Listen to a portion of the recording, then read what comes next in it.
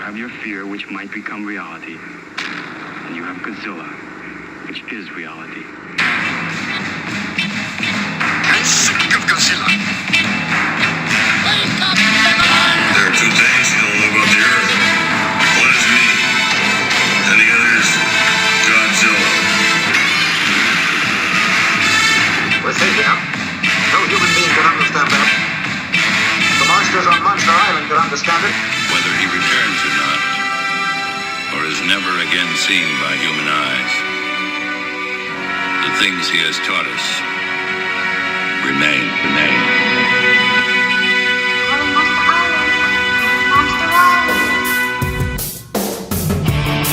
Here we are back. YHS on Monster Island. Man, it feels like we haven't done this forever. I feel like I say that a lot. But Jay, thank you so much for last week.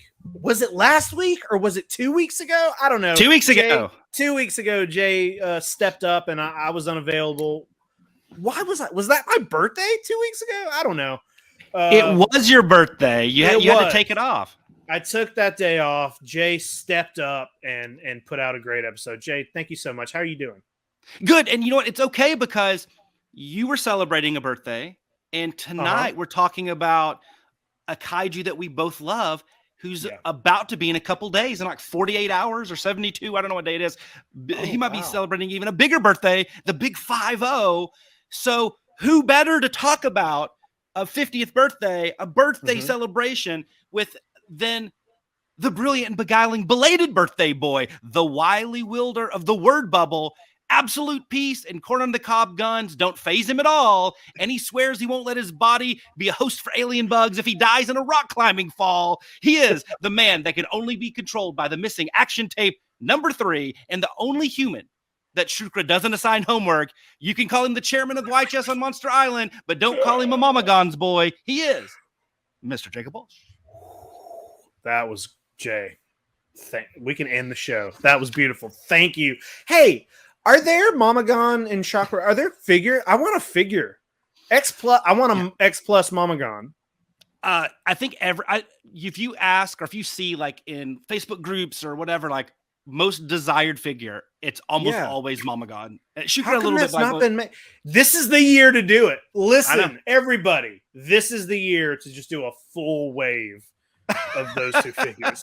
I want Marusan, I want NECA to come back, I want X Plus, I want everybody to just get on it and make the same figure. How about Tony Taylor Toys and Crypt Creepers toys? They can do it, and I can. It can be a Toku Toy Town exclusive. Wait, that is not a bad idea. Yeah. Literally, let's talk when we get done. Yes. Cool. Yeah, dude, we're gonna talk about Gigan. But first, we'll do pickups. You got any pickups here, or? Oh, Jake, do I have pickups? Oh man, Good, I barely do. Hey, also that I just realized what shirt you got on, and that's an amazing shirt. So yeah, thematic relevance, man. You had to that's do all it. I'm all about. I think one of my not from a volume standpoint. I think I have 5 things. Nope, 6 things. 6 and a little bit, maybe 6 and an eighth of a thing. I know it makes sense in a second, but they're all like big time. Like they're up in my upper tier of items that I have. So I'm pretty excited about it. But hey, real quick, something that I know you got as well, and I got that wasn't a pickup per se, but I didn't want to send like, I don't even think like saying thanks is enough. Like super duper extra thanks from one of the coolest dudes in the world, but also one of the best artists, kaiju artists around. We got these awesome pins from the great Tom Whelan. Yeah, we did. I know it's been a few weeks because of our recording schedule, but like, dude, like go to his shop and buy this Ultraman and these it was a Mecha Godzilla and a Gigan. Hey, Gigan, perfect timing too. Yeah, these are some of them are the Yesterdays. I think if you go to the Yesterdays website, Yesterdays Co. or something Ultraman like that, ones, some of them are Mondo. Like, dude, it was so cool to get that. You know, these came in with a nice little note from him, and it's so cool to have that. And I'm so happy that he's a fan of the show, because I've been a fan of his for a long time. And I was like, I had to tell him, I was like, dude, I have almost all of your kaiju posters from, you know, like I have an original drawing of Rodan that I got from him back in the day. Like, it makes me happy to know he's listening. It's cool. That's a very cool thing.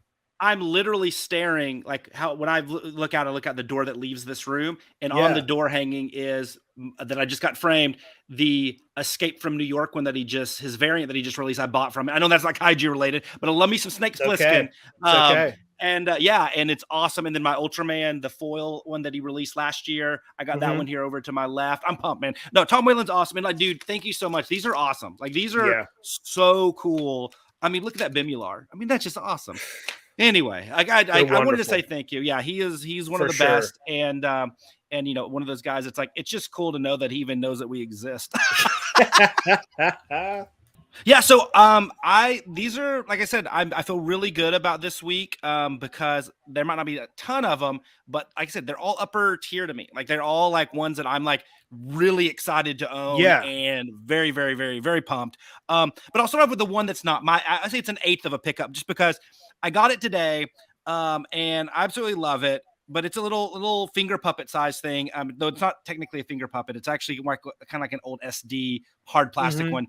And I actually bought this from, speaking of Tom Whelan, how he's a legendary artist, one of the pioneers of like kind of selling kaiju and collectibles and stuff and sofubi here in the States, the great Linda Conrad of Chibi Goji Toys. She actually bought this off of her shop. A little finger puppet of Gappa, the Trophibian monster there. Oh, that's cool. Prehistoric Planet. Yeah. I've always liked Gappa. He's a cool dude. Yeah. And so I don't have any Gappa stuff, but I need to remedy that. But I got this. But onto the bigger pickups. So the first one is really cool because it's one of those that, like, if you know the backstory, and this has been released a handful of times, so it's not an uncommon figure, but it's such a cool backstory that, you know, it was in 1955 after Godzilla's already kind of, you know, was big in Japan, and then obviously going into 55 with Godzilla raids again. So a lot of the manga artists then were like doing their own kind of Godzilla adaptations, and in the Shonen Club, which was like a monthly or weekly boys magazine, they would have different artists and do kind of comic strips. And there was one adaptation that featured a little boy. And one of the episodes featured a little boy and Godzilla, and Godzilla was done totally differently. But, you know, him and his grandfather in this particular episode or issue would try to stop, you know, Godzilla from like rampaging and stuff. And it's a sofubi piece of the boy and that version of Godzilla. And so it's up here, and it's made from Cikaluna, which Cikaluna is the one I got my Death Kappa from. That's the manufacturer. So it's an Japanese indie one. So this is the latest variant. It's a clear green translucent. Here's the Godzilla. And this is just like he is in the manga. And here's the boy in there. So they pair together. And I absolutely love it. And then the box, which I don't have here, it's cool. It's almost like it has like the little, it's almost done like the manga comic strip, and like he's colored in and the rest is black and white. It's so cool. There's a really good article. It's not Toho Kingdom. Oh, I think I wrote it down here. Let me check. No, it is Toho Kingdom. If you go look at Toho Kingdom, and they have a section on the manga collection that ran from 54 to 58, it talks about all of these and all the artists and stuff. And it's really cool. So this one is, it's who is it? Shigeru Segura that does this one. But anyway, it's a beautiful translucent. He's a translucent red. And I don't know, there's just something about it. He actually has his head actually moves like his neck there, so you can kind of add some expression to him. They're awesome. I put this on the shelf and I'm just like, why has this not been on my shelf earlier? Jay, that calls to me, especially because that Godzilla looks like, his head looks like an alligator. That's like 100%. I've never seen this version of Godzilla before. I love the colors on that. I love that's translucent. And also, you speaking about that Death Kappa figure makes me remember that I want that Death Kappa figure. Well, there's a lot of cool. Very cool. There's a lot of cool color variants of this guy too. This is like one of the more recent ones. And there's some really cool ones. But I was so bummed about that. So the next thing I got, and the other 4 I can actually do as one kind of package deal, but the next one I got, similar to that, like this is one that like, how has this not been on my shelf? So Club de Kaiju, the great Jim Cironella, you know, that's one of the places that I first got a lot of my vinyl, Bandai vinyls back in the day when I was, you know, in the 90s. We've talked about that on there, like, you know, the whole process of mail order and sending money orders to him and stuff like that. So Club de Kaiju did a special, with M1, they have a Club de Kaiju Gorgo. So it's Gorgo and Baby Gorgo. And they've done a handful of releases. They're usually very small production runs, right? There's sometimes 5, there's sometimes 100. I got one. I bought off a seller on one of the Facebook groups, and this one is a hand painted by founder, president, whatever you call him, the man behind M1, Yuji Nishimura. This amazing glow in the dark Gorgo and Baby. Wow, I love this. This. If I probably wouldn't have gone with this colorway if it wasn't a Nishimura, but it's beautiful. It's just I like it. Yeah. It looks like porcelain. That bluish silver. That's beautiful, and the back is great. It's wonderful. And this little guy, I want to touch that, Jay. We should not cut that piece of audio out and without context. But this almost like I opened this guy first, and I was like, this is a U.S. toy. I was about to say, 1, that looks like a U.S. toy. 2, it looks like it belongs in like my collection. It's the kind of stuff I collect. That is beautiful, dude. Yeah. Hey, congratulations on that. That's a cool pickup, man. I really love it. And like I said, I've always been like, the Gorgo pieces you see out there and everybody loves them. They just don't see as much. I've never seen a Gorgo in the wild, but that's cool. That's the point. Like you see like the images and stuff, like people showing them off. Right. And actually I was having a conversation today, right before we got on with Michael Hamilton of Kaiju Ramen. And he has a couple of these. Like he has actually my favorite colorway of one, but, he was talking about it, and he brought up a good point. He's like, he sees a lot of pictures, but like people aren't letting them go. Like people keep them. This is a piece like you might let go your 17th iteration of Godzilla 1962, right? But you're not releasing your. But you keep your Gorgo. You're going to keep your Gorgos, dude. That's a very cool figure. Have you ever seen that one? There's a Gorgo poster, and it's one of the original posters where it's just Gorgo's hand coming out of the water. It's like oceans artwork. There's a bunch of ships, and it's just that. It is one of the coolest posters. I love it. I got it on my list to try to find and pick up at some point. So we'll look it up later, but it's very cool. Yeah, I don't think I've seen that one. If I have, I forgot about it. So basically, it's the same thing. So the next 4 I'll do together. I'll do rapid fire because everybody knows I collect Marusan 350. Oh my God. Did you get 4 of these? I got 4 of these, and I have 1 more on the way. So I'll do the first one that kind of is a standalone, and the other 3 were a package deal. So this is a beautiful, it does glow in the dark a bit, but it's this beautiful marble. It's a blue marble. I think they do a really good job with it. Trying to show here on the camera for those listening on the podcast feed. I apologize. It's a beautiful blue marble Marusan soft vinyl figure. But it's really cool. I actually love the green eyes, which kind of stand out once in the blue. It's really kind of cool. They're more subtle than like gold or red. Right. But it just, like I said, it just glows in the white, the ivory parts. But it's a really well done marbling. It's not like we've seen marbles kind of making a big comeback, and you see some that are like overly marbled, right? Like it's almost like it's such a distinct pattern. This one is not. I think it's a little bit more subtle, and I think they pull it off great. There's another variant of him that has like more of a white head that is like almost exclusively, and so I don't know if they're all going to be a little bit different because they are this Marvel, or if that's like truly like a unique variant. So I don't know. But this is the only one that I've seen. These guys are not super easy to find right now, but that could change. But I love this guy. And then it's beautiful. And then the next goes right into Marusan's wheelhouse, and that's glitter. And so I got the red, blue, and it says purple, but it's a very subtle purple, but the red is amazing. Here's the red. And this is not going to be, they have the green and the blue sparkle where it's like a blue vinyl, a green vinyl, and the glitter. This is all clear vinyl, and it's really just the color of the glitter itself kind of changing it here. And so it is, it's beautiful. It's gorgeous. And I got the blue one here, which is, I think, my favorite of this bunch. I really love this guy. I think he's great.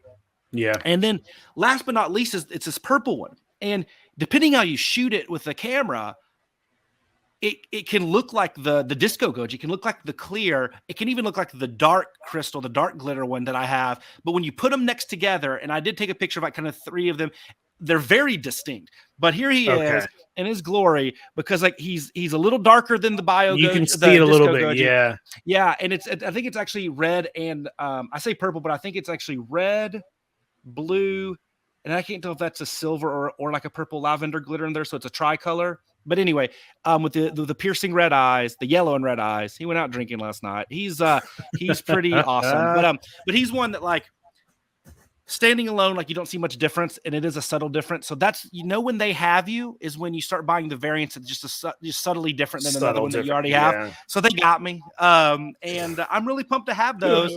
And I'm up to when the blue sparkle comes in next week, I'll be up at 14, and I think there's 19 out there. I'm interested to see. I'm interested to see how you're displaying those. You're gonna have to take a picture of all of those together. Yeah. We'll post it up on our Twitter page. But I love it. I'm jealous of that collection. Those are all beautiful figures. I got to get on this glitter game, man. I don't have any. Other than that, like Aurora Mechagodzilla that I have, that's kind of there. I don't think there's any glitter in that, is it? It's just like translucent and colorly. Like, I got to get on this glitter game and get something. I need something with glitter in it. I love it. Yeah, I have one. I'll have one whole row of glitter 89s, and then I have a glitter Titanosaurus. I think that might be it, though. God, I hope our parents are all proud of us. I know, right? What do you do? I collect giant rubber-suited monsters in glitter form. I got 15. Yeah, Mom, I got 15 of the same toys, and she's like, "What's different about?" Well, one's yellow glitter and one's pink glitter. Just like whatever. Yeah, you just mentioned that Gigan.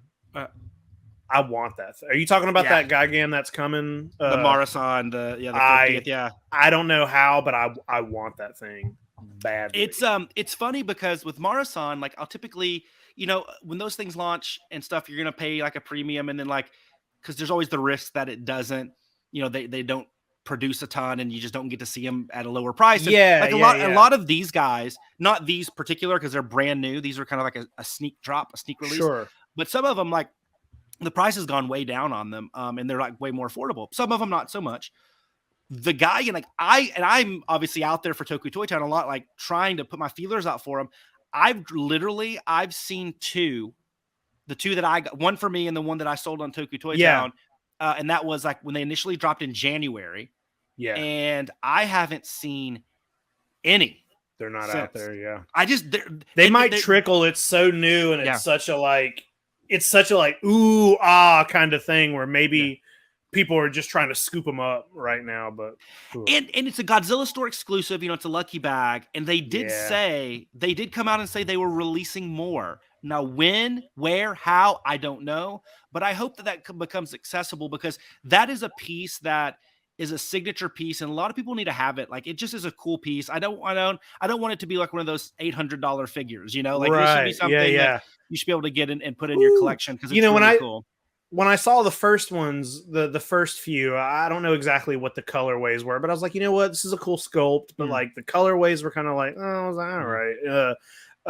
But that blue one that's coming, the Night Raid, yeah. That one, that is such a beautiful color. That will be mine, hopefully. Probably not, I did. But we'll see. When you first said that, I was still thinking of like the original 4. No, I forgot the Night Raid one came out.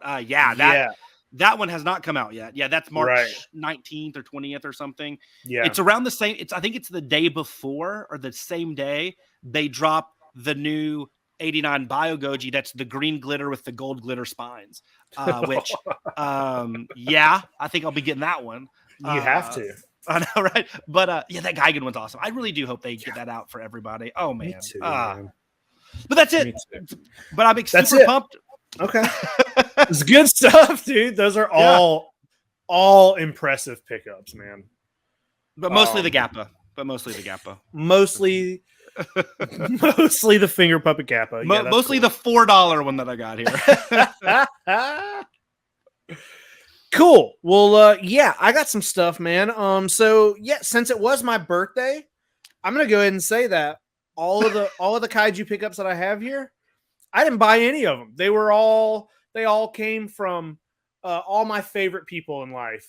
You, Jess, Craig and Abby, you guys all kind of we'll tell us a shortened version of the story when we get to the certain one, but we'll also start small here. You did send me this came really from small. you, and I appreciate really it. But you did send me the world's smallest Biollante figure. Oh yeah, Marugacha. What is this? What is happening? This is a Marusan. Yeah, it's just their little Biollante, and I'm gonna open this. It's their branded gashapon. They call them Marugachas. And I'm gonna open it. I'm gonna open it and hopefully not lose it. It's gonna be fun. I appreciate that, Jay.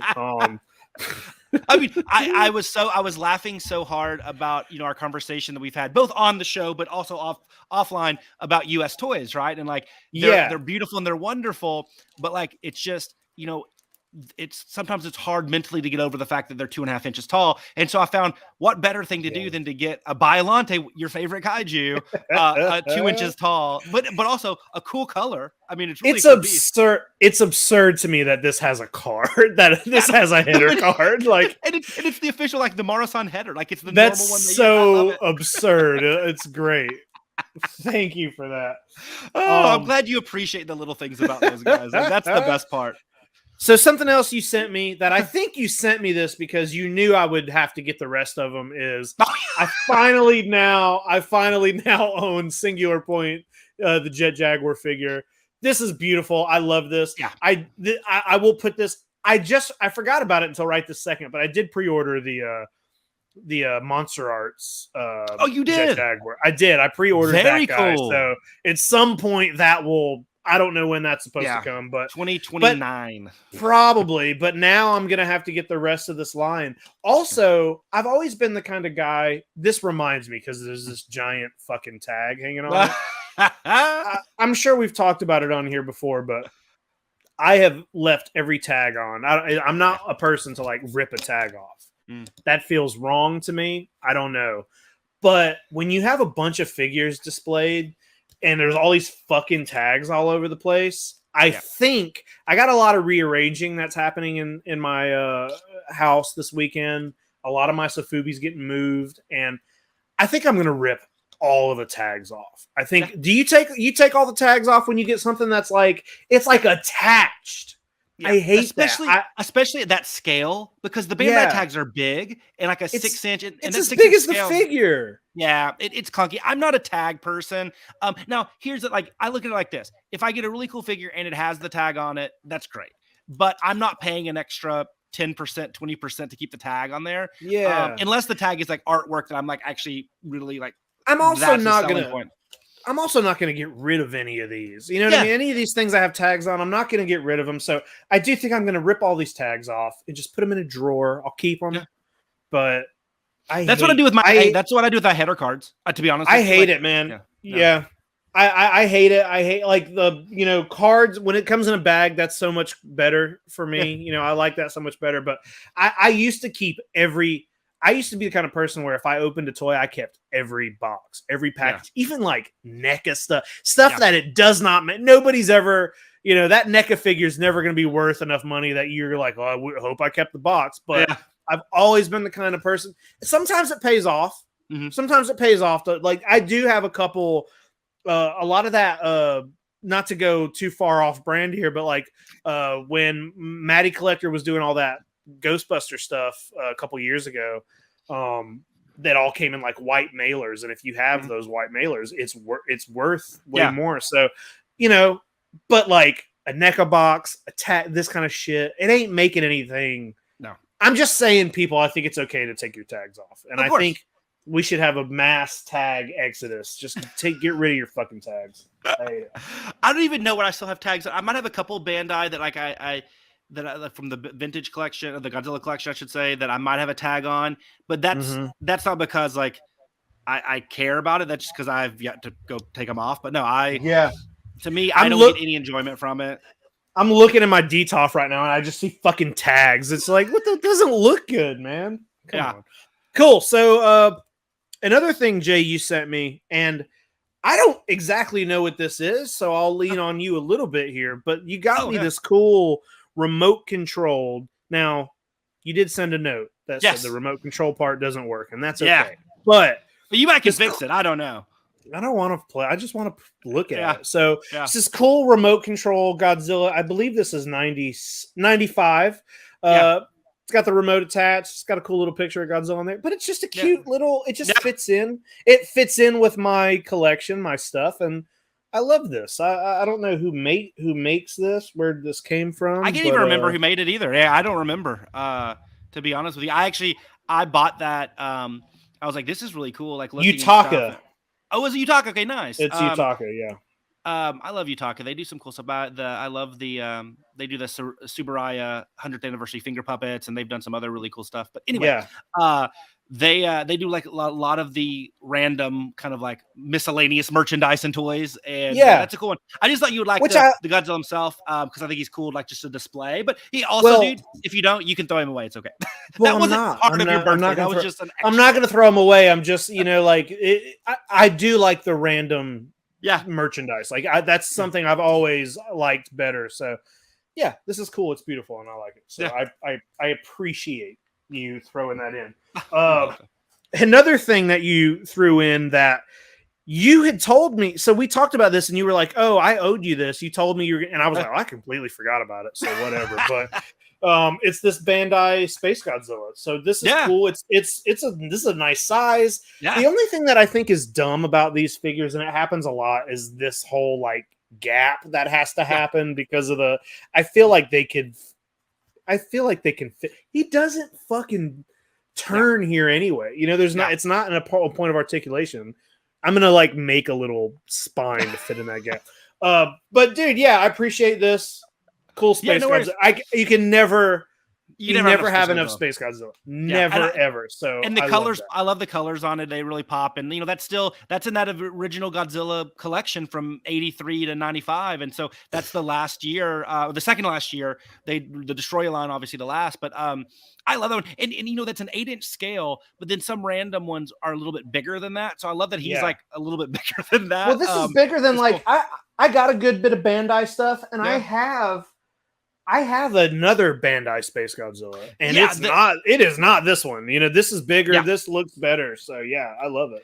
Yeah, they did the 6-inch one has been released and then like re-released with like slight paint variations, but that's the only 8-inch scale that they released of Space Godzilla. So that's the original. That's the first Bandai Space Godzilla that was released. That's the main man. Yeah. I love him. He's great. Cool. Yeah, I love him too. I appreciate it. Yeah, deceptively big. That tail gets in the way. He's big, dude. It's fine. So I did get, this is kind of an interesting one that I got. So Jess sent me, for my birthday, Jess got me a Super Nintendo. That's awesome. I had been wanting one. She fucking got me one. But with the Super Nintendo, we got this Ultraman Super Nintendo game. What? I had never played this in my life. Yeah, I've never played that. It's like a fighting game. It's kind of hard. Yeah. I've played it a little bit, but fucking got Ultraman. And not only did we get Ultraman, we got Super Godzilla. I was about to say, did you get some Super G? Gotta have the Super Godzilla. Yeah. I had this game as a kid, and I was always so frustrated with it. Mm-hmm. It's like sort of confusing where you're supposed to walk. It's like, let me just fight monsters. What am I doing? But I love this game. I was super happy to receive this. And what's awesome about getting this game is that I still own the instruction manual from my original Super Godzilla. So I do still have this. Awesome. I've had this the entire time. I lost the Super Nintendo. I lost the game, but I still got the instruction manual. So I'm going to dive into this and read it so I know what the fuck I'm doing in this game. And that artwork is so iconic. Like that just like I feel like people of our kind of in our age range, like just like you just cool. know that art. It's also like kind of famous for having the really weird Godzilla in the end that kind of looks like Space Godzilla. It's like it didn't this come out? This came out before Space. Didn't this come out? This predated Space Godzilla, and then in the end you turn into like I forget what he's called, but you basically turn into something that looks like Space Godzilla. He's got the things on it. He's got big spines on his shoulders and shit. Yeah, no, we talked about in the in our Space Godzilla episode. What is it called? Is it Atomic Godzilla or something like that? I forgot what it is. Cosmic or whatever. Is he in here? There's also like a weird. It's just the game's called Super Godzilla. It's Super Godzilla. You turn into Super Godzilla. That's it. There's no picture of Super Godzilla. Yeah. In the book, but he's insane looking. Yeah, cool. All right, we'll move on. Yeah, I'm very happy. Good to job, have Jess. I mean, Jess wins the birthday giver award. She knocked it out of the park. She did well. So before I show this last one, I guess we need to talk about how this happened. I think we told the first half of this story, right? Did we not? Because I went to it because this happened at this point. So. This was over a month ago. So we'll do a quick refresh. Like over a month ago, I was in Atlanta. Went to a toy store, Dave's. It's a weird toy store. He's got some kaiju stuff. He's got a lot of weird. He's got some good stuff in there, but prices are all over the place. He's a little unwilling to negotiate. And when I was in there, so from doing this show, we did the Yamada Takaru episode. Mm-hmm. Yep. And after I did that, I was like, oh, you got all the toys, and I was like, oh, I want these now. After I seen the movie, I was like, I want these, and I knew that Dave had some of them in his store because I'd always, anytime I go, I was like, God, what? I need to watch this. You know, I see him in his store and I need to watch him. So now that I'd seen the movie, I was like, you know what? I'm going to go buy all these toys. So I went in, I knew about what they went for. I talked to you. We'd got like, you know, what they're all selling for. Cause he had a couple of them and, they would not sell me the toys. Long story short, Dave wasn't in. There's no prices. The people who work there are all idiots and don't know what they have. And he was at a bowling tournament. Correct? He was at a bowling tournament. He would not answer. He would not answer his phone. I offered them more money than they were worth, and I was like, "I promise you, I'll give you more than what they're. Just give me the toys." Yeah. They wouldn't do it. They're like looking on eBay and they're like looking at the wrong stuff, and it's just a bunch of idiots up there. Those toys have been in there for years, and they don't want to sell them. So. Long story short, I'm coming back to Atlanta for a convention 2 weeks ago, like 2 days after my birthday. And my plan is we're going to go back to Dave's and see if Dave's there this time and I can find out about these toys. I get to Craig and Abby's. They have a box for me waiting. It's a birthday box. And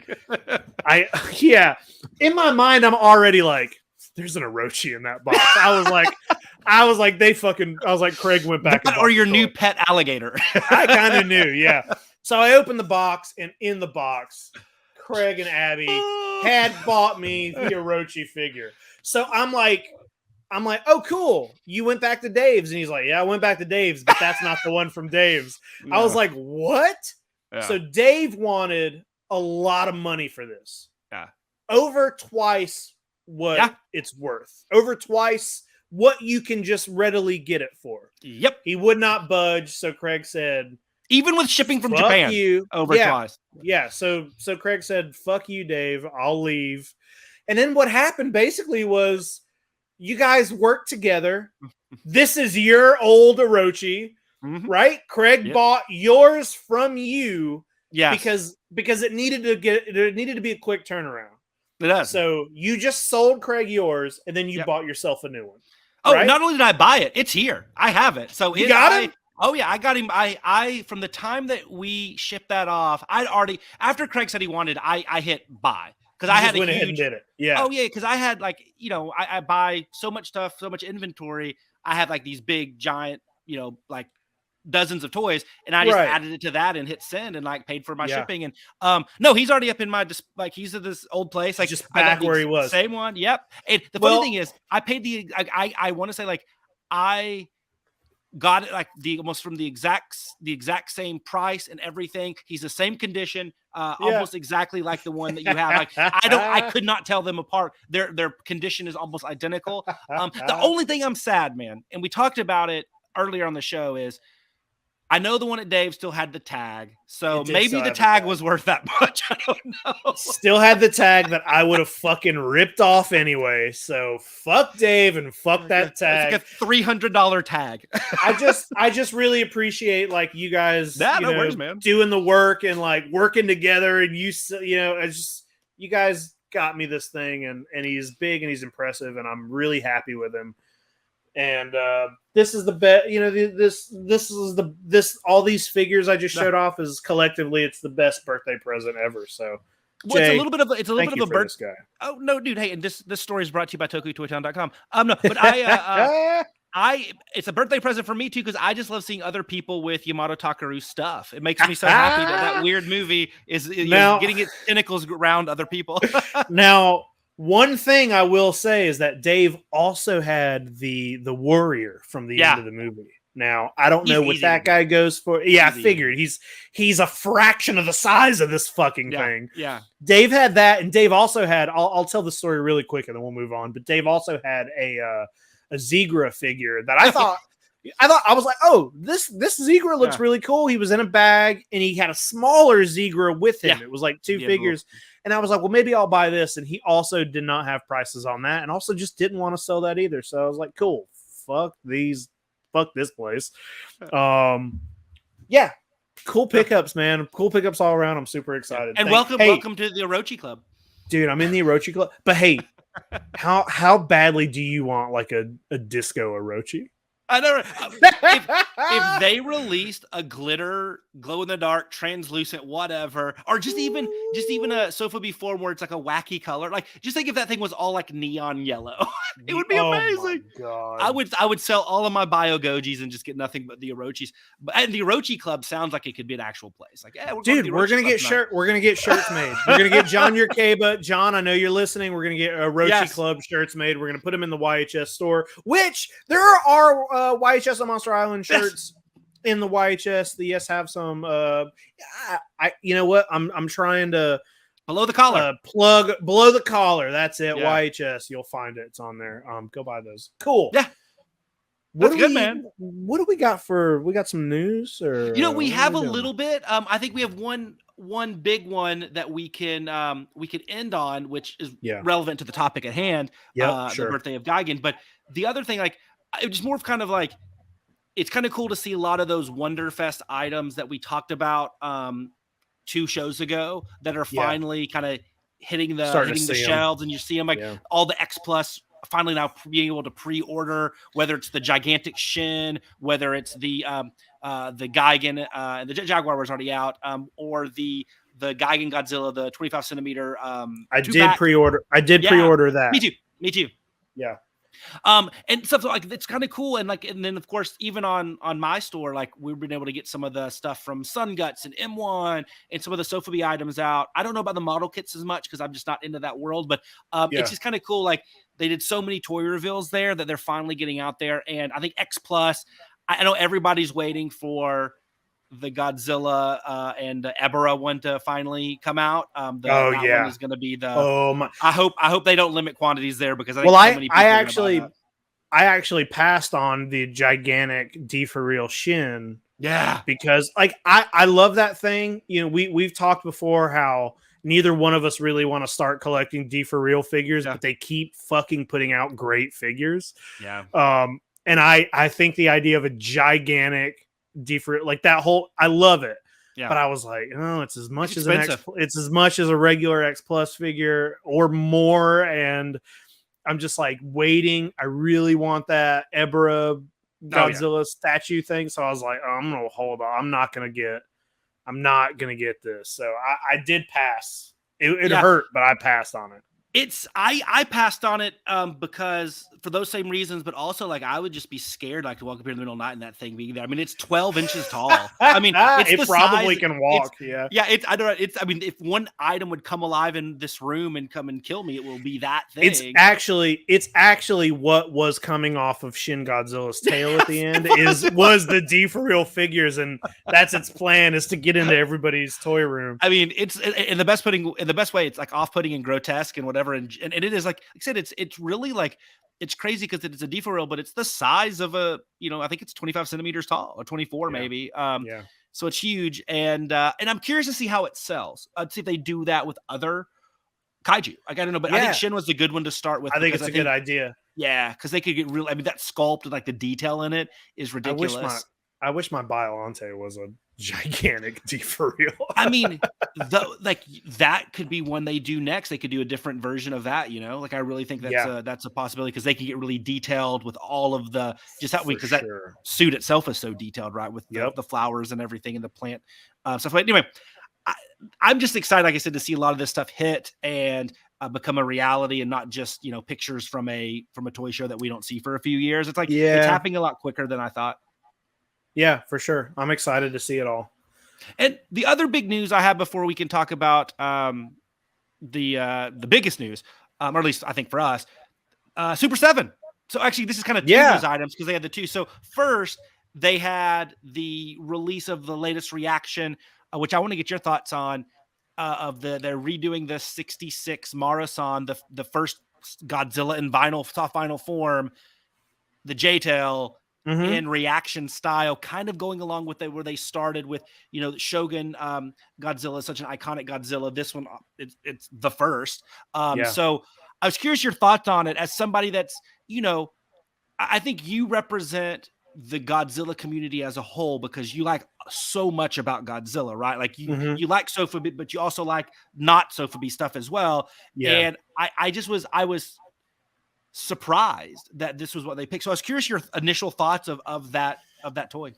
I mean, I like, even after seeing the first reaction they did, and it was based on a toy, it made me wonder like, oh, are all of these going to be based on toys? And I kind of like that. They did show us a couple weeks ago, I think 6 different reactions that are coming. They kind of teased it.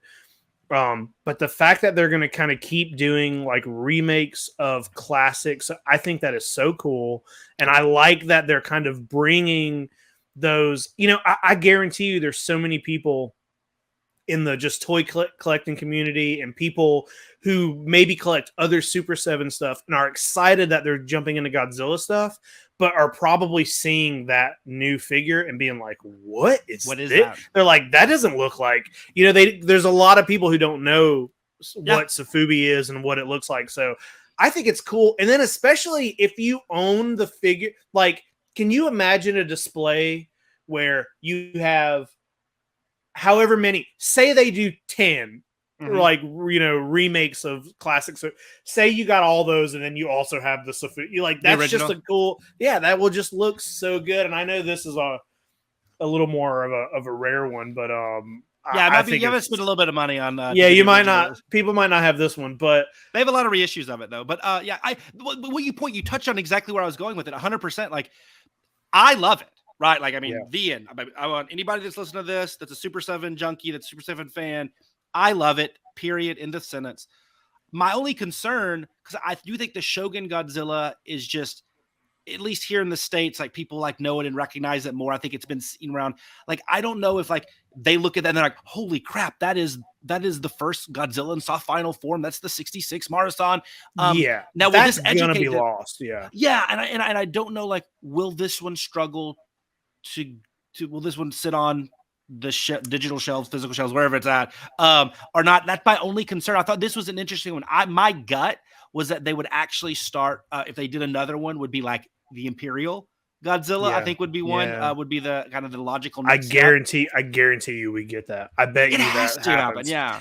I think though the people who buy reaction figures are the kind of people who are just, they're going to buy them because they're reaction figures. And someone who's excited about Godzilla is like, well, I might not know what that is, but I'm just going to get it because that's for sure what it is. I hope so. Because it's beautiful. I love it. They did a great job. And I'm excited for it. And then the other one, I mean, we just talked about, it happened, today or yesterday? Was today, the big tease. I think it was today, The big footprint tease. Yeah, so, I mean, and especially if they're going to keep going with remaking figures for their reaction line, then I would hope that we're getting maybe realistic sculpts for their Ultimates line, which they did tease today. They posted a photo of like a footprint. It's got Godzilla's, name on the side in Japanese, and it just says coming soon. So coming now, they've said coming soon before.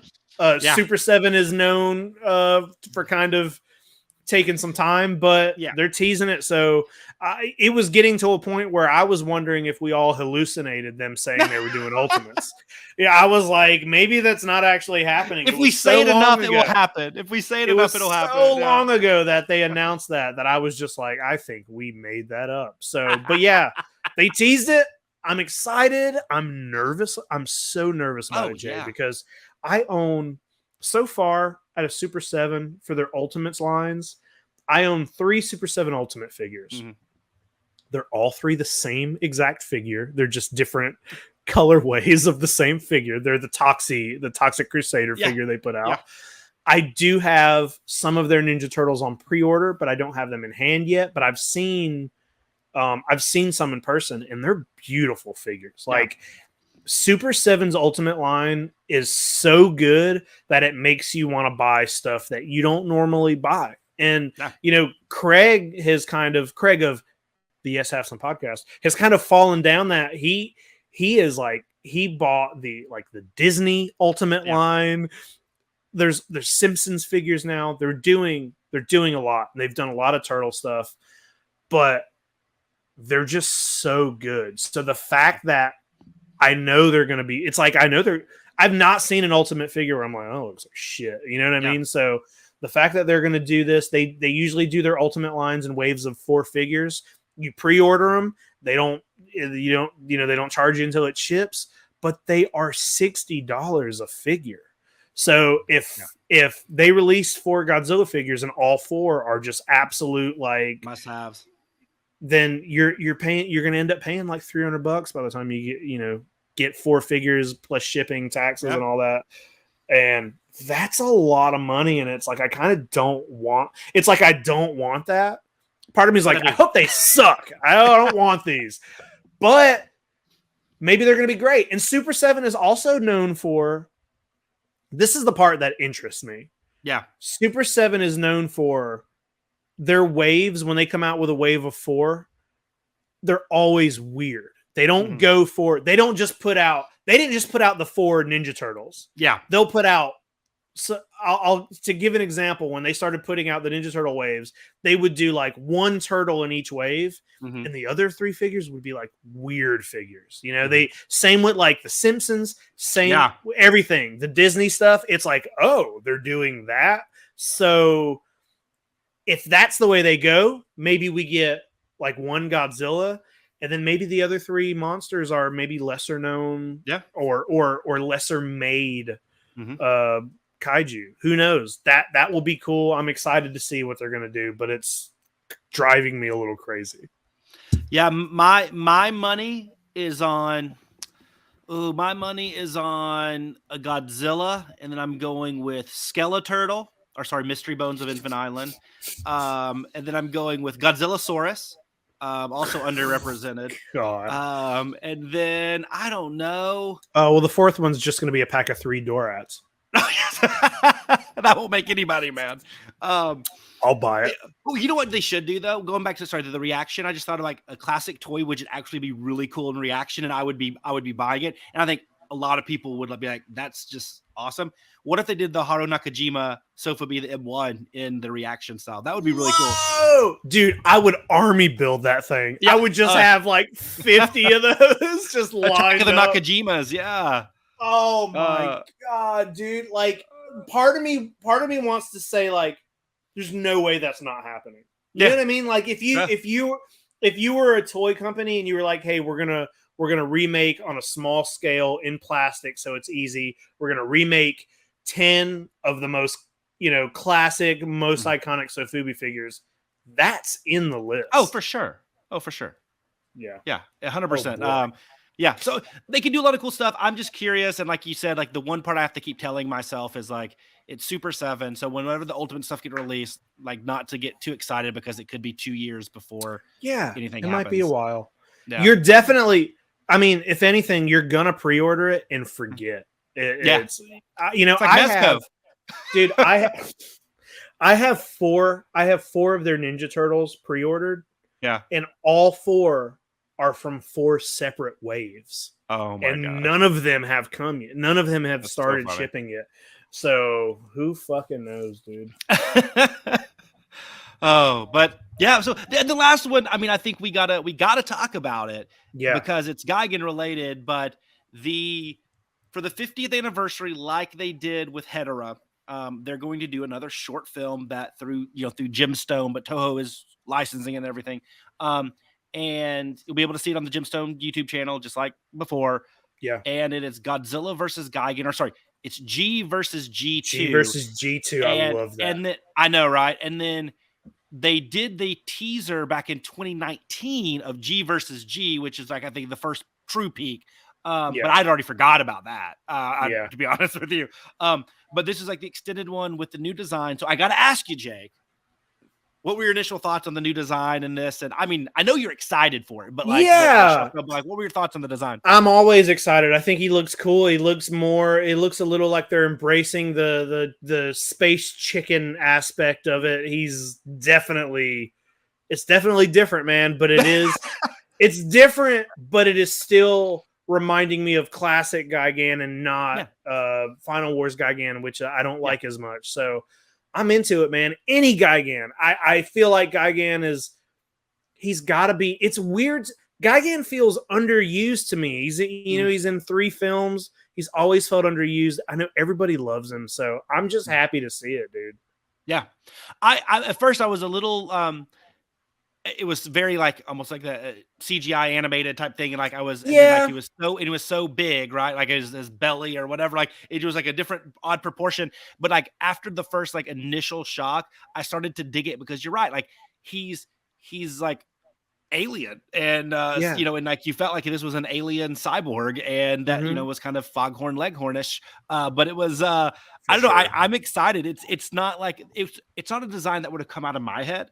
But that's not a bad thing. That's probably a good thing. But like, I'm looking at it, I'm like, I got really jazzed for it. And then like to say like that thing is going to battle Godzilla made it even more intriguing, because I think that's the cool thing. Like it's neat to see Godzilla versus, another badass kaiju, but also seeing Godzilla against some other sort of weird ass thing. Like that's why I think there was always the intrigue of having like, how would Godzilla versus Mechanicon look, right? How would Godzilla versus all these like really weird, goofy looking things? And we're going to get it, because I think there's that goofy, spacey element to it. And I really jazzed to see like a badass Godzilla going up against that thing. And then like, hopefully Gigan gets his fair share of shots in there. Like that'd be awesome. For sure. Yeah. I'm excited for it. When do we know when that's going to be coming out? Or so for Hedera, they released it on Godzilla Day, November 3rd, right? And so my assumption is that it would be then, but I don't know. It might have been released, but when I watched it, I was just assuming, okay, it's going to come out then, but I don't know. I don't know. I don't know if they're going to do it earlier or not. Beats me, but I'm excited for it. I want it now, though. I'll tell you that. Yeah. I'm just excited to be like, I love this whole short film thing that they're doing. Me too. It's very fun, and especially like since we're not getting any Godzilla films right now, there's nothing happening, and just seeing classic versions of Godzilla, it's just, I like it, man. The Hedera short film is great. So and the question there's nothing bad I can say about it. Next year, do we get this version of Gigan again, and a Megalon and a Jaguar and everything? I mean, it's the 50th of next year's going to be. Whose 50th is it though? Is it Megalons or is it Jaguars? I mean, there could be a battle there. It's going to be both. It's going to be both, and I can't wait to see the logo because they're both going to be on it. Yeah. Oh, for sure, 100%. So I'm excited. I'm just glad that Gigan's getting a similar treatment that Hedera did. I was a little worried because Hedera has a little bit more pop culture appeal. Yeah. But like Gigan, like they're doing a pretty damn good job. Yeah. Dude, not to get too off track here, but I do want to say this. I don't know if this is happening for sure, but this weekend, I'm going to be, not this weekend, next weekend, I'm going to be back in Atlanta for a toy show. And there is a famous theater in Atlanta called the Plaza Theater. I don't know if you've heard of that theater, but they do, they used to do this thing there called the Silver Scream Spook Show. I've never been to that, but I do know that the people who do it are huge kaiju fans, and they would show Godzilla movies at the Plaza Theater. And they're bringing Silver Scream back, and it's gonna happen. It's actually happening the weekend I'm going to be in Atlanta, and the film they are showing is Godzilla versus Hedora. So nice. we're going to try to go. I don't know how it's going to work out. It's kind of a busy weekend already. Got a toy show that day, but I'm hoping to go see that in a theater this weekend or next weekend. That's amazing. I think that they missed opportunity. We could have done a live show from there. Hey, you got time? Fly in. I know. Yeah, it's plenty of time. 2 weeks, week and a half. You got time. They should accompany it with our episode about the movie after they watch it. It'll be amazing. I'm going to show up with a speaker. Yeah. And I'm just gonna like a Bluetooth speaker, and when the movie's out, I'm just gonna start playing be like, "Hey, we're not done. Listen." Make people stop and listen to us talk. Cool. Is that was that it for the news? That's it. Really? I mean, there's a few other little things, but I mean that was the big one. It was really the Super 7 stuff, and then the and the Gigan stuff. Yeah. I will say, Cavity Colors Mechagodzilla collection is up for sale. I did not order any of these yet. I still might. It's kind of a hard decision, but they're up and they're all great. I absolutely love some of the designs. I have one issue with Cavity Colors. Like, I don't dig the tie-dye as much. I know you love it and stuff, but I look weird in it. Well, they only have black or tie-dye. I'm like, can we get some other colors here? Like, there's a white one this time. There's a white shirt. The but long sleeve, right? I'm looking at that one. Yeah. Well, I think there's two. There's a white shirt that has Mechagodzilla like on the pocket. Like it's got his head on the pocket, and then it's got. But I'll tell you what I don't like about that is I don't like shirts where there's a little image on the pocket, and I just want an image on the front. I don't like stuff on the back. The tie-dye thing, I will buy them. They don't bother me. Sometimes I really like them, but it is a fad in all. It's not Cavity Colors thing. Yeah. It's all of the companies that are doing T-shirts right now. Somebody did it, and now they all do it, and like. All of the shirts now are tie-dye, and they're fine sometimes, but I have also realized, like, I'll buy it and I'll be like, whoa, this looks cool. But then when I put it on with an outfit, I'm like, oh, it doesn't look great. It never does, but I still buy them because I still think on their own they look good. So start framing them. Hey, you know what I did? Hey, you know what I did with all my T-shirts? You know what I did with all my old T-shirts? Like that I just either did. Whereas like I basically made a giant, like I sent off to a company and I had like 40, and I made like the giant like paneled blanket things. And it's awesome. And I was like, I have a blanket that has like it literally has like next to each other. It has like Jurassic Park, Battle Beast, Dino Riders, Godzilla, Ninja Turtles. I'm like, where else are you gonna get that? Yeah, perfect. There you go. Nah. Well, listen, news is done. We don't have any more news. I don't think there's anything else. So we'll just get right into this movie. I mean, we were just talking about Gigan anyway, so we'll just jump right into what is maybe one of a handful of perfect Godzilla movies. I think maybe it's not perfect. Maybe it's not perfect. I don't know, but definitely I'll start off by, when I was a kid, I remember Godzilla vs. Gigan is one of the movies that I found at Kmart on VHS. So I bought it and I watched this shit all the time. And I remember the thing that I remember the most about watching this movie and over, there were two things. There was the blood. I was always like, whoa, what? And when Godzilla and Anguirus talk to each other. Now I remember I had a friend at school who also liked Godzilla movies, and I would let him borrow my VHS tapes. And we would like be in elementary school and walk around being like, "Hey, Godzilla!" Like, because like I remember the voice. He's like, Godzilla's like, "There's something funny going on. You better check." And it's like, hey, real quick, were you Godzilla or Anguirus? I was Godzilla. I'm always Anguirus, so this works. That's why this works out. That's why it works out, man. But I remember it wasn't until I can't remember when it was that I finally saw like the original Japanese version and realized that it's just like word bubbles. Yeah. Which makes so much more sense that they're just roaring at each other and it's just word bubbles. And I was and the word bubbles make sense because it ties in with the whole manga aesthetic and like the and what's his name, like I mean it all kind of it works. Yeah, having them just like talk. Just straight up talking. I remember always being like, why are they talking to each other? The voices are so weird. Oh, but like I said, this is one of the ones that as a kid I watched a lot. And I think the VHS that I had was one of those where it was like, it was 2 tapes. Yep. I can't remember what the other one was, but it was just Godzilla versus Mechagodzilla.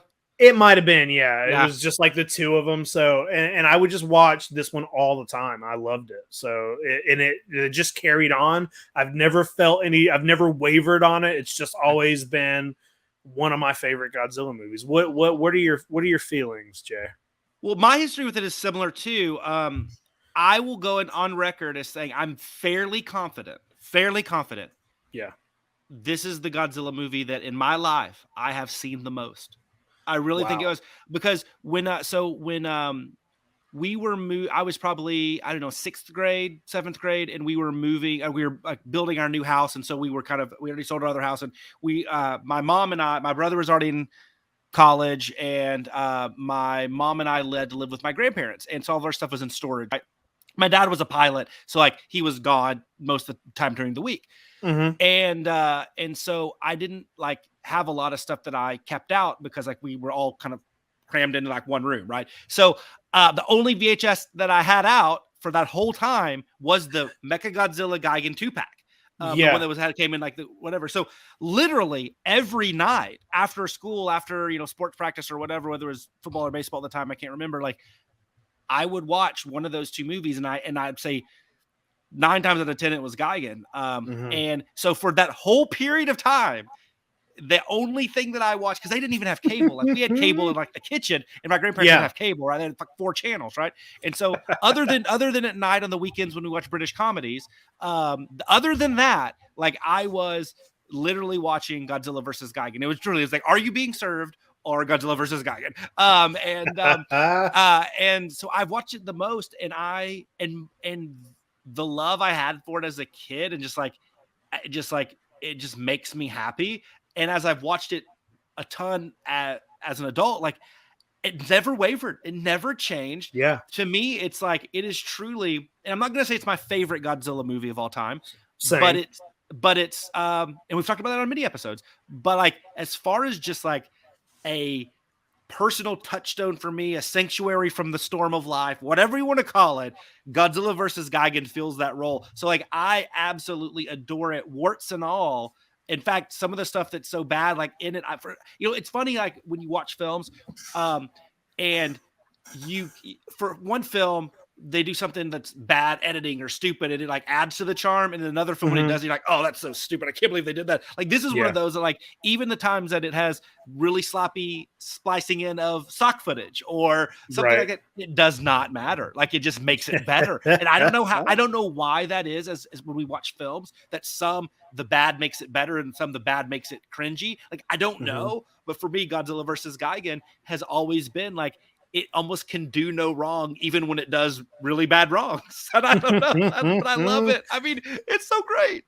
It is. It's got such a weird, like, first of all, God, well, I feel like I just want to jump all around this film. Well, that's how we always do, man. You're talking about, so the plot, like, right away is like this guy who's like a cartoonist, and he's drawing, like a manga, and he gets fired because he doesn't have his monsters designed in time. But it's weird that he's just like, okay, so he's going in for another job at this random Children's Land, or is that what it's called? Children's Land. Yeah, World Children's Land. His girlfriend, the karate master, got him the interview at World Children's Land. She gets him. She gets him this interview, and it's so weird. Like, immediately the aliens in this are so dumb, and they're so dumb. Immediately they're like giving out. He's like, oh, hey, what's that? Like, his first meeting, he's like, what's that? And they're like, oh, well, we're gonna kill all the kaiju on the planet, and that's how we're gonna achieve peace. That's how we're gonna achieve peace. It's like, hold on, you just don't tell everybody everything right away. They just tell them right away. So we don't have to. I think if anybody's listening to this, we don't have to get into like all the nitty gritty of what's happening in the plot. But one of the things that I think is really interesting about this movie is that King Ghidorah kind of plays like second. Yeah, it's weird to watch a movie with King Ghidorah and him not be the main he's just like backup in this. Yeah, he's like a hired mercenary. Yeah, he's back, and I would argue that he's playing, third to Gigan and Godzilla Tower. Godzilla Tower does more damage, is more menacing in this film. He's the tough. We said it on it before. I think he might be the toughest opponent Godzilla ever had. He kicked his butt. He did. Yeah. I would say all of that stuff is yes. It's weird seeing King Ghidorah in kind of a supporting role in the the Rogues Gallery, and it's the Godzilla Tower element is just iconic. I mean, how cool is that? I mean, I love Godzilla Tower. I think as a kid and even as an adult, the whole concept that this is not Ginkgo Kataka, the lead, is not a soldier. He's not a reporter that has all these connections, investigative journalist. He's not a detective. He's not a mutant. He's nothing. He is truly a manga artist. He's a cartoonist. He's an illustrator. Yeah. And he also and I think this is why he makes the film. Like his performance and his kind of just what that character brings to the core of it. Everything is built off of that. It works because of him. And I think it's because he is just a regular dude. And he has some like wisecracking, assholey comments and stuff, but he's also bumbles around and does stupid stuff. Like he, to me, is the most human character we've ever got, because he's like suspicious and this stuff, but he's not he doesn't go in there and beat people up. His girlfriend does that. He doesn't. Yeah. We can all see ourselves in Gingo. I mean, it really is I would handle it like that too. He's very likable. And it's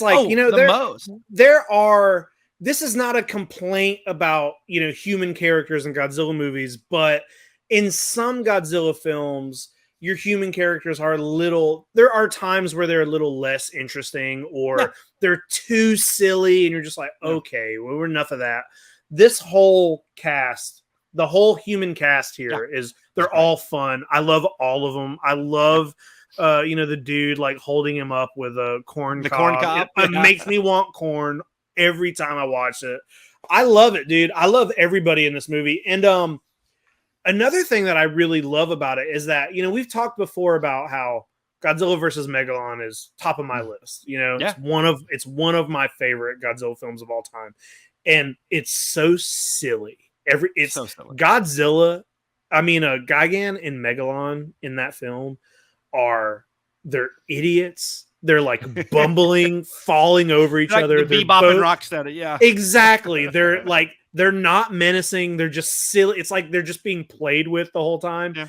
But what's interesting about that is Gigan is very menacing in this movie. And he is a badass. And it's it's cool to see that two sides, how in his first appearance, he is scary. He's bashing Godzilla's head in. Yeah. There's blood all over the place. Yeah. It's when he's doing that thing where he flies and comes in, and he is. Yeah, there's a big moment of this movie where you're like, oh fuck, he's badass, and it's just funny seeing that, and then cutting over to Gigan and Godzilla versus Megalon, where he's just getting his arm broke and he's falling over, and it's just I love that they showed kind of there's two sides of him. I love that. Well, I just viewed it as it's when he's being controlled directly by the cockroaches, by the M Space Hunter Nebulans, versus when he's being just borrowed by the Cetopians. He's much better. Yeah. He's no, he needs. That's so cool. I love that he's got two completely different personalities. No, and you're right though. It is cool to see him and King Ghidorah and Godzilla Tower, which truthfully, when Godzilla Tower hits Godzilla, that's the closest I think Godzilla comes to dying, in the Showa series. Since except for obviously the first one, it's he just gets his ass kicked by the freaking tower that doesn't move. That laser beam's awesome. But you're right. The whole you talk about all the blood and the violence, and he's a badass. The movie itself is so weird because it's it jumps around from blood splattering on the camera, Angus almost getting his head sawed in half. Yeah. The aliens took over the bodies of a kid and a teacher who died in a rock climbing accident, which is not you weren't going to see that in Godzilla's Revenge, right? And then you have that, but then you have the silliness of the talking kaiju and the world's children and the action tapes and like it's just silliness and talking cockroaches and talking cockroaches. Oh yeah, forget about that. And just everything. I mean, and who were kind of right. That's another thing. When you watch this movie, you're like, yeah, they're dumb and they suck and they're trying to take over the world, but then like everything that happened to their planet, and they're like, oh, we wasted our planet, we destroyed it with war and garbage, so we're coming here to take that. I'm like, oh yeah, but they kind of got a point. Like, we are oh yeah, for sure. No, I mean, hey, if anything can predict the future, it's Godzilla versus Gigan. I love that visual of just cockroaches trapped under the wreckage of the burning building. It's so there's so many moments in here like that are just like what, but I mean, like I love the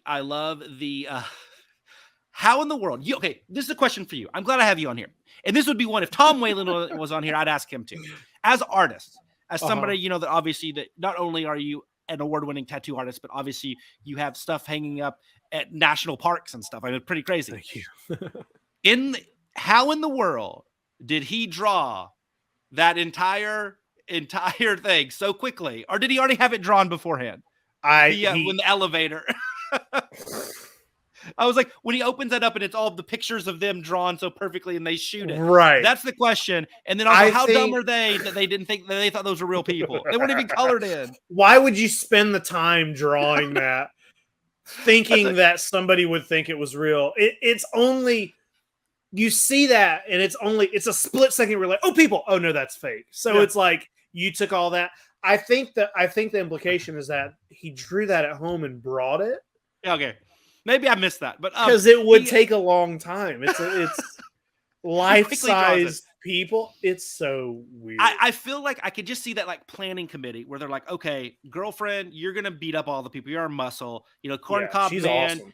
Yeah, corn-cob man, you're gonna stay back. You're gonna, make sure everything's good. Maybe he's the explosives guy. The other girl's kind of the leader with her brother that's trapped in there. What are you gonna do, Gingo? I can draw.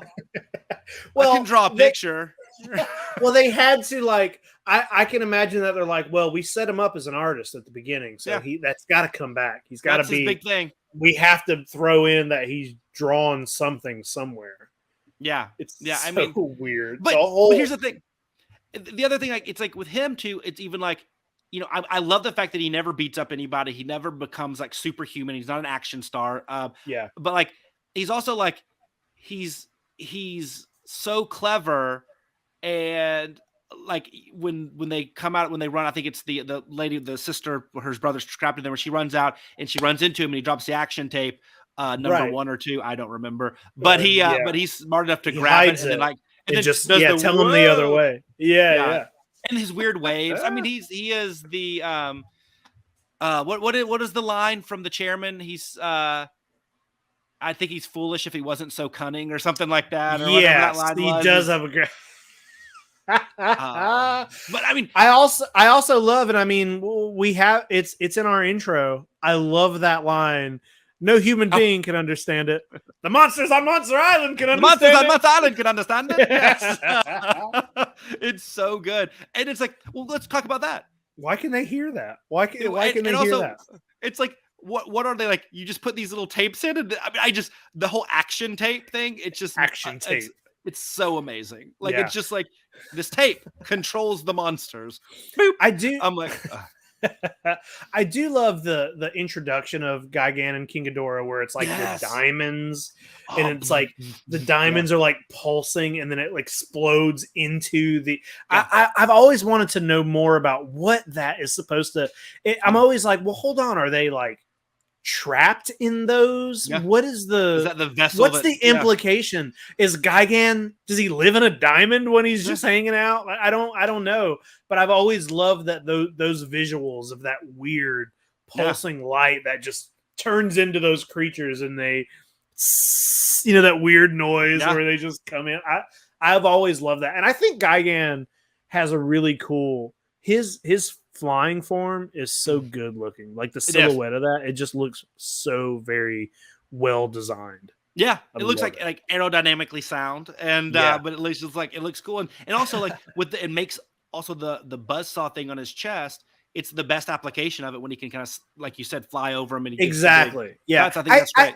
I think he's got to be based on, if you've ever seen pictures of like a praying mantis and it's when they're like flying, or I think it's got to be sort of based on that, which sure, that's pretty cool, man. I just feel like there's something great about what came before. Which movie was before this? Right before this one, Hedorah was right before. Right, yeah. We were just talking about the thing. It is such a departure from Hedorah. Oh my gosh, it's so different. I love it. This is in my top. You know, if I did a top 10, this would be in there. These are the kind of movies I really like. It's fun and it's exciting. There's a little bit of dread here and there. There's fucking blood. Lots of blood, is a great film, dude. I think this is a perfect. Whenever people are asking me, whenever I'm talking to people who are maybe not very versed in Godzilla and they don't really know where to start, Godzilla versus Gigan is one of the, if I give them a handful of films, it's not the first one I tell them to watch, but it's in the list. I'm like, it's in the, 5 or 6. I would be like, start with these. So I love this movie, dude. I'm so excited to see more. I know we got like a little bit of, I feel like just the community, like we're so lucky to have gotten like Singular Point with how weird it was. And I was talking to somebody recently about like just how cool it is that they, use like the Megalon designs in in those creatures and that, and just the fact that we're getting more Gigan, we're going to get a short film. I love him, dude. I like how weird he is. He has like he looks like he's smiling, he's got the weirdest face. And dude, I know I feel so all over the place, but I think we talked about it before, maybe when we had Abby on, but one of the toys that I've always had, that I've had my entire life, is like a bootleg Gigan toy. And I talked about how I thought that it was a different monster and I thought he was going to show up, but like I remember I've always loved that toy, and it's a weird, I think I got it. I think I like won it at a fair or something. Yeah. And there's just something about Gigan's design. He's up there with Megalon to me. And you can tell that like there was some thought. It's just so well designed as a creature. One of the best designs, period. And there's no other, like, there's nothing else you can compare it to. That's what I really like. Like, I mean, Godzilla is so iconic, and obviously it's the reason we're doing a podcast like this. But there are other kaiju and creatures that have similar, looks and feels as Godzilla. Like Gigan, to me, I mean, even like Ghidorah, and obviously is a play on Orochi to some degree, and he's also on a dragon. Like, you have a touch point. I think with Gigan, like, there's not anything else that's like him out there. I mean, he's truly unique. Yeah, well, it's hard to design, like, as an artist, it's hard to design something that's completely original looking, and it's not my job to design kaiju, but it's like, should be anything. It's hard to completely make up something out of nothing. And Gigan is so completely original looking. He, like you're just saying, I can't imagine being able to create that. The person who sat down and created that design. I want to see I don't know if there's anything out there, but I wonder if there are early concept designs of him where maybe he looks a little different. I know maybe it's the illustrated Godzilla encyclopedia, I think, has some concept art of him in it, but he's pretty much just the same. I wonder if there are other versions. I have a book that's like a making of Godzilla versus Biollante book, and there are about 10 pages of like 50 different Biollante designs, and some of them are amazing. But I feel like there's no way that they sat down and just came up with Gigan without going through versions and versions of him, because it's just perfect. It's perfect, and like you said, it doesn't look like any. like who thinks to put those curves where they are? It's just it's a Gigan is a piece of art. He is a work of art. Oh, the flow, like you said, the curvatures on from the fins to the belly and the saw to the hook of the sickle arms to the front horn, the kind of the frontal horn there that kind of goes out, like everything. It is a study in design, and I think he is like movie. If you love the movie or not aside, like I mean, you have to appreciate kind of like that is not something that anybody could just go and design. I mean, that is truly, like you said. I've seen there were some original concept art. I'm actually looking up as we were talking. Okay, but there's nothing that I would say is different than what actually happened. So I wonder if this is what they went drastic. With. Yeah, I think this might have been what they built it off of. He's a little skinnier, but other than that, but there's some Final War stuff. I was when I was a kid, I was a little confused about Gigan because they do call him a cyborg, but there's no explanation about that. They just say that. And when you're a kid, I didn't know what a cyborg, I didn't know what that meant. I was like, well, does cyborg mean he's a robot? Is this a robot? I didn't realize that cyborg was like an organic creature that had some sort of, and it's hard to tell. I remember I was always like, why does he got a saw in his, like, how does that work? Like everything, like his little laser beam looks, that doesn't look organic to me. You know what I mean? So I was always confused as a kid. And I mean, even when you watch it as adults, like, there's zero. Like I've seen that there is fan art out there of like the 100% organic Gigan of what maybe he looked like before he had his upgrades. But it's like, hey, I want to read a comic or something about pre-cyborg Gigan and like what is happening here? What happened? It's such a weird concept. Like that's such a weird thing to be like, our character is a cyborg space chicken thing, and we're not gonna mention why he's a cyborg or what parts of him. It's hard to tell what part, like, were his hands? Did he used to have actual hands? I don't know. Were they always just big claws? It's hard to tell what's mechanical and what's not. And how did some giant cockroaches do that? How did they add those up? And I we talked about, it's funny you mentioned that because I agree. I mean, we talked about on our episode where we were talking about like what types of films do we wish we would see in the future and stuff. And we talked about doing the Gigan Final Wars, which is a little bit more kind of on the nose cyborg. Especially since he changes. Yeah, I know, right? But seeing the origin story of him, battling Mothra, many millennia ago, like, but even part of that would be how did the organic Gigan turn into, are there more than one? Is this a super weapon, or is this just one of many that the Nebula Space Hunter people are Space Hunter Nebulans are doing? I don't know. It would be cool if they did a Godzilla film where he fought another kaiju of Gigan's race, but wasn't like, I don't need to, it's like, I don't want to watch a backstory for Gigan. I don't need them to make a movie to show us how Gigan became a cyborg. But like, what if they did another Godzilla film where he fought basically a pre-cyborg version of Gigan, but it's just it's a whole other kaiju. You know what I mean? Just like, I just want to see what they would. It's one of life's big mysteries. Jay. Hey, what if it's already been solved? What if the two-eyed bootleg that you have, because I believe it has hand claws, right? What if that is the organic form? Oh my God, it could be. What if the bootleggers at Imperial or whoever released it actually knew the backstory? It's got two toes. Yeah. He got a toe on each foot chopped off. Yeah. Wow. And they put a visor on him. I love that. That's it, man. The visor.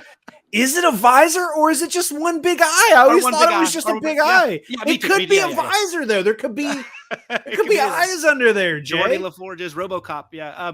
No, I thought I always think it's an eye too, but the eye versus something else debate that's for hetero. That's not for this one. True. Yeah. No, but I think that would be really cool. But I don't know. It adds to the movie. Like, once again, here's a perfect example. if another movie that wasn't this would have like just said, here's a cyborg, we're not gonna tell you anything about it, why or whatever, like I could get mad about that. You get upset about it. Yeah. But this would like you get it makes annoyed it better. with It makes it better. And I don't know why. Like I said, it just happens. So we've obviously been praising it. We both love it. Like this is not the podcast to listen to if you hate this film, or maybe it is. But there are some obvious common critiques for those, I'll call them just, maybe they're judging a little bit too harshly, but whatever. That's their own prerogative. The number one most, like, I think, repeated and discussed issue is let's just call it the sloppy splicing in of some of the stock footage from Destroy All Monsters. I mean, like Anguirus fights King Ghidorah in the exact same, night to day, right. All that stuff.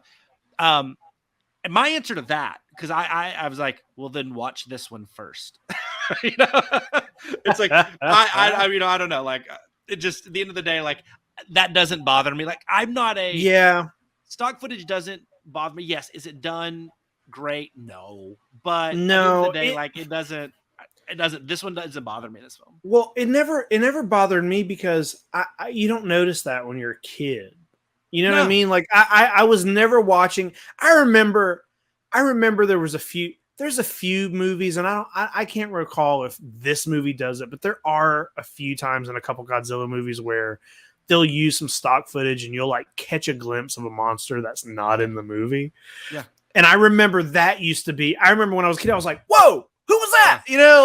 But I didn't notice when I was watching this. I was a dumb kid. I didn't realize that they were splicing in footage from the other movie. It wasn't until I got a little older until I was like, oh, that's whenever Godzilla jumps into the water and Godzilla vs. Sea Monster, they use that in 3 other movies, But it didn't bother me. And because I think I was so used to seeing it and not knowing, by the time I started to figure out what was happening, I just did not care. I was like, oh, it's a Godzilla movie. That's what they do. They splice some of the action sequences. So the thing that got me noticing that was when you would see, it's because Godzilla looks different in every single film. So it's like, I would be like, why did he look like that for that one shot? And that's when I started realizing, oh, that's a part of another movie. I remember being confused, but I just did not care. And I still don't think I do. When I rewatched this movie 2 weeks ago, and I just at no point was I was like, oh, that cut sucked. I know that it's sloppy. Yeah. But I don't care. The movie's too good. I just don't care. It's too good. And I would say that, like, to me, what this movie, it overcomes all that because I just think overall the imagery that this movie burns into your head is so 70s, and it's just so different, and it's so fun. But like, I just look at like the visuals. Like when I picture this movie in my head, I see Mamagon and Shukra. Right. I see those images. They're so iconic. Like, they're just like, bam. I see World Children's Land. Like, it is such a cool, I mean, like, that is, you don't have that in any other Godzilla film, right? Like, you just don't have that kind of cool, like, kaiju themed theme park. I mean, that's so cool. And then to your point, like, I see the blood splattering and all that type of stuff. And then I see the diamond and the fire kind of in space explosions for the entries of Gigan and Ghidorah. Like, they're just so, I mean, even the cockroach, the M Space Hunter Nebulans and the orange jump, like, it's so garish, and it's like, like those, and you see those guys. And then, of course, I mean, Corn-Cob Man is like one of the most, like, it is just the greatest cosplay of all time when people dress up as him. Like, I mean, it is truly like, there's just so many great images from this film that I think outweighs any of the flaws. And it just, it's one of the most memorable films. When you watch it, you remember those things more so than almost any other film. You just know those scenes and those moments in time. And I think that is what makes it a film that I can watch literally every day. Yeah, dude. I don't think there's anything better that you could say than what you just did. It's a top tier Godzilla film, and it always will be. And it's all the weird little things. It's got such a great cast of human characters that are like endearing and fun to watch. Yeah, you root for them, you like them. You actually like all of them and root for. Yeah, it's just a fun movie, and like, they're like you mentioned it earlier. They're like plan when they are trying to break in to find her brother and everything. It's just all it's fun. It's just all fun. Yeah. You want to see it. I love when they're sliding down the rope. It's just all good, man. I don't know what else such to even say top about line it. special effects on that one. It's perfect. Were there other things that people complain about that you off the top of your head, or I mean, I think a lot anything of people worth mentioning? I mean, it's the stuff that we would find charming. Like, I think some people do talk about the absurdity of the entire plot. To your point, like it's just he goes in there and then it's like show me a Godzilla plot that's not absurd. Yeah, I know. Right? There are some, to be. But the majority are absurd. Yeah, and I think to me, I think like there are some folks that want their heroes to be the action stars, and that's just obviously not what this one. I think that's what makes. I'm a big believer. That's what makes this strong. And so that's is one. But other than that, I mean, of course, the word bubble / talking. I mean, people. That's one of those moments like the flying or the drop kick. Like that's. Okay, I get that, but to me, the moment I saw the original Japanese version and saw that it was a word bubble, I was like, oh, like that word bubble does not bother me at all because hey, creatures can communicate with each other. Some can, animals can communicate. So I was like, whenever I was a kid and I thought that they were straight up I remember when I was a kid, I was like, well, why'd they put that in here? You know, I was like, that was one thing that I criticized the movie for. But the moment I saw the actual Japanese version, I was like, oh, it's just a word bubble. They're not actually talking. So I was like, all right. Well, I mean, and even to point, animals communicate, but also like, remember, these are enhanced animals due to radiation stuff. So it's not just their physical size and powers, like, you know, maybe their brains obviously develop so they can communicate even more, maybe not talk obviously, but even more kind of like blatantly. But they're clearly, they're clear. I mean, Godzilla and Jaguar basically have a conversation. They don't speak, but like, I'm like, they're shaking hands. I know, right? Hey, that's only a year later, That's a human concept. How do they even know to do that?